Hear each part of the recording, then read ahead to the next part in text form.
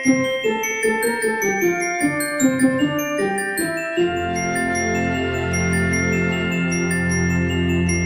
Ibu, saudara-saudari, dan anak-anakku semua, kita akan mendengarkan firman Tuhan untuk pembukaan persuan doa ini. Mari kita berdoa. Bapa di surga, kami kembali kepadamu. Kami bersyukur Kau telah kumpulkan kami dalam keadaan sehat, dalam keadaan selamat, sehingga kami dapat bisa melakukan aktivitas kami dalam persoalan doa ini. Kau sertai persoalan doa ini dari awal hingga akhir. Hanya di dalam nama-Mu Yesus Kristus kami serahkan. Haleluya, puji Tuhan. Amin. Lukas 3 ayat 8-14. Jadi, hasilkanlah buah-buah yang sesuai dengan pertobatan, dan janganlah berpikir dalam hatimu, Abraham adalah bapa kami, karena aku berkata kepadamu, Allah dapat menjadi anak-anak bagi Abraham dari batu-batu ini. Kapak sudah tersedia pada akar pohon, dan setiap pohon yang tidak menghasilkan buah yang baik akan ditebang dan dibuang ke dalam api. Orang banyak bertanya kepadanya, jika demikian, apakah yang harus kami perbuat? Jawabnya, barang siapa mempunyai dua helai baju, hendaklah ia membaginya dengan yang tidak punya, dan barang siapa mempunyai makanan, hendaklah ia berbuat juga demikian. Ada datang juga pemungut-pemungut cukai untuk dibaptis, dan mereka bertanya kepadanya, Guru, apakah yang harus kami perbuat? Jawabnya, jangan menagih lebih banyak daripada yang telah ditemukan bagimu. Dan prajurit-prajurit bertanya juga kepadanya, dan kami, apakah yang harus kami perbuat? Jawab Yohanes kepada mereka, jangan merampas dan jangan memeras, dan cukupkanlah dirimu dengan gajimu. Demikianlah firman Tuhan. Bertobat dan berbuat. Pertanyaan penting di masa Advent adalah bagaimana menyambut kedatangan Sang Mesias dengan penuh sukacita yang semakin dekat ini. Syukur kepada Allah, lewat teks kali ini kita memiliki petunjuk yang kuat dari Yohanes Pembaptis.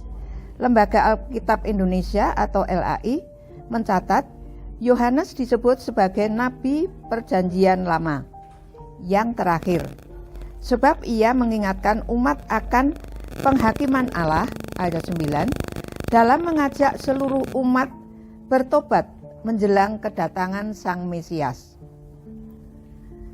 Yang menarik, Yohanes tidak hanya mengingatkan akan pertobatan, tapi ia juga memberi perbuatan-perbuatan praktisnya.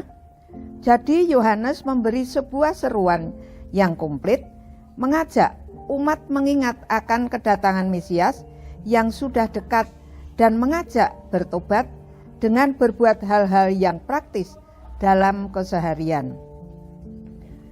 Orang banyak bertanya kepadanya, jika demikian, apakah yang harus kami perbuat? Ayat 10.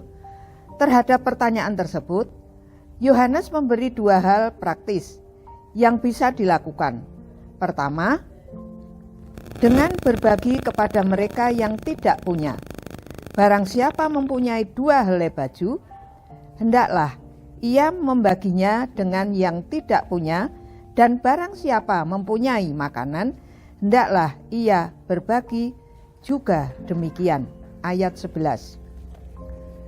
Seruan ini sangat patut kita renungkan saat ini ketika kita sibuk menyiapkan Natal. Kita terkadang lupa untuk berbagi kepada yang tidak punya itu. Bisa jadi kita terlalu fokus memikirkan acara Natal yang meriah, dekorasi yang bisa instagramable.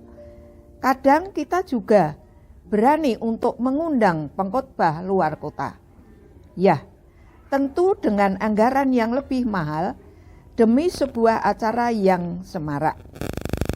Atau bagi kita pribadi, kita juga menyediakan anggaran khusus untuk berhias diri, membeli baju baru, sepatu baru, gaya rambut baru, dan seterusnya. Itu semua pada akhirnya kita sadari membuat anggaran Natal kita melambung.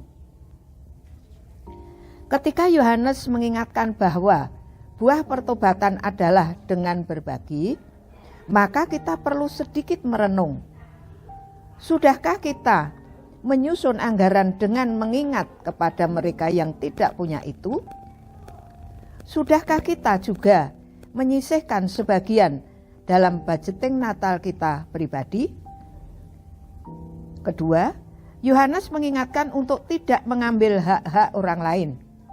Kepada para pemungut cukai, Yohanes berkata, "Jangan menagih lebih banyak daripada yang telah ditentukan bagimu," kepada para prajurit Romawi. Yohanes menegaskan, jangan merampas, jangan memeras, dan cukupkanlah dirimu dengan gajimu. Poin kedua ini lebih menarik. Kenapa? Karena kali ini yang bertanya adalah mereka yang memiliki kuasa. Para penguasa diingatkan untuk tidak merampas dan memeras, serta tidak menagih lebih banyak kepada mereka yang lemah. Ketika kekuasaan dipakai dalam kesewenang-wenangan kepada rakyat, maka mereka sedang mengambil hak-hak hidup mereka. Bagi orang kecil, kadang uang bisa begitu keras untuk didapat. Kepala bisa jadi kaki, kaki bisa jadi kepala. Mereka banting tulang, bekerja tak henti, pagi, siang, dan malam. Semua demi memenuhi kebutuhan hidup mendasar mereka, yaitu mengisi perut agar tetap bisa bertahan hidup sehari. Kadang mereka juga masih harus menanggung penderitaan keluarga atau orang-orang terdekat yang mereka kasihi. Jadi begitu hak-hak itu dirampas, diperas, dipaksa membayar lebih banyak, maka itu adalah sebuah pelanggaran keras atas kehidupan mereka, beserta dengan keluarganya. Yohanes sangat menentang hal ini. Yohanes mengatakan, "Cukupkanlah dirimu dengan gajimu." Ketika kita memenuhi kebutuhan kita dan keluarga lewat gaji yang didapat, maka ada sukacita, kebanggaan, dan ketenangan. Makanan yang kita berikan kepada keluarga kita akan menjadi daging. Rezeki yang kita berikan bukan didapat dari cara-cara curang, tidak jujur, dan berdiri di atas penderitaan orang kecil. Pertanyaannya adalah, lalu bagaimana dengan kita? Maukah kita menyambut Natal dengan sukacita? Tidak hanya bersukacita, maukah kita pun berbagi sukacita? Jika mau, mari kita bertobat dengan mengingat mereka yang selama ini terbuang atau terlupakan dari pesta-pesta Natal kita. Mari kita tidak merampas hak-hak orang lain yang ada di bawah kekuasaan kita. Itulah buah-buah dan sebuah kata bertobat.